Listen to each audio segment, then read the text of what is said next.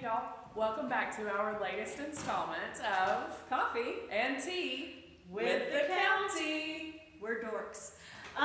So thank y'all for joining us for another episode of Casual Talks About History. We are situated right now at the Aiken County Historical Museum in the County History Room. So behind me we have three of the founders of Aiken County, and I do say three because there are other men who are considered founders of the county, but these are the three that we happen to know the most about, and also have photographs of so that a local artist could paint them. But we do hope that you take some time to come and explore this exhibit. We're not going to talk about these three gentlemen behind us today. We're actually going to talk about two other historic stories of ours in the county exhibit that we both love. But I will briefly mention their names. They are Prince Rivers. Behind me is Samuel J. Lee, and behind Leah is Charles D. Hayne. So with that, Leah, do you want to take us to your favorite part of the exhibit? Yes, please follow me over to this side of the room. Let's do. Well, here I am under the portrait of Major General Wade Hampton III. He was a local regional Civil War hero here in South Carolina. Over in North Augusta, there was a hotel named in his honor called the Hampton Terrace Hotel. It was up on the hill in North Augusta. It was a very large wooden hotel with about 250 rooms. This hung in the main lobby as you went in, and on New Year's Eve of 1916, the hotel caught on fire. Many things were able to be saved because it was a slow burn of that wooden structure. One of the things was also this portrait. And if you come and you see, you can tell that it has a lot of smoke damage and heat damage from being inside the hotel before it was saved. We keep it as it is because it's another part of its history, another part of its story now. But if you come when we're open, you can see Major General Wade Hampton in the flesh as portrayed by our very own beloved Eddie Rogers. Thank you.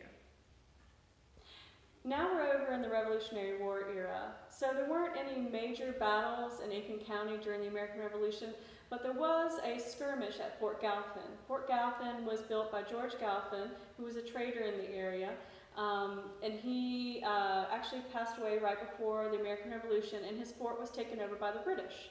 The British had troops there, armaments, things like that, and of course the Patriot Force wanted those armaments.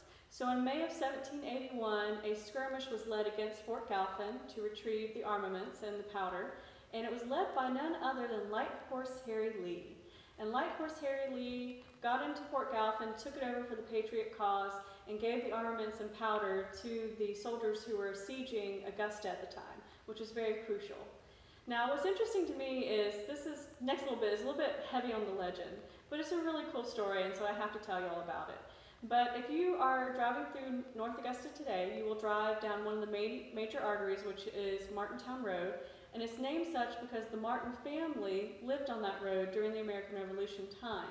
Now, North Augusta didn't exist at that time, but the Martin family lived on that land that we now know today as North Augusta. What's interesting is the Martin family had several sons, and all those sons and their father were all fighting in the American Revolution, which left, I think it was 6 wives and the mother at home. And this set of ladies would often see the British running from Augusta, running dispatches up to the 96th district where another fight was taking place between the Patriots and the British Redcoats. And so these daughters saw an opportunity to maybe disrupt that dispatch service. So one night the daughters, or the sister-in-laws, actually they were married to the Martin brothers, dressed up in their husband's clothing and took the guns that were in the home, and they, in the dark of night, saw these British soldiers coming up with their dispatches, jumped out onto the road, robbed them of their dispatches. One of the sister-in-laws took the dispatches then and took a horse all the way up to the 96th district and delivered those dispatches to Colonel Greene, who was fighting in the 96th district. Meanwhile, the other sister-in-laws were at the Martin house, and here come these bedraggled British soldiers who were claiming to have been robbed at gunpoint of their dispatches and by these, brusque men and things like that. And so the women were just sitting there laughing to themselves, knowing all along that they had deceived the soldiers and stolen the dispatches themselves. So fascinating history, heavy on the legend, but nonetheless a fascinating story for Aiken County's history, and one of the stories we love to share here at the museum. So that wraps up our latest edition of Coffee and Tea with the County. Thank you for tuning in. Please stay tuned for more of our digital outreach talks. Thanks. Bye-bye.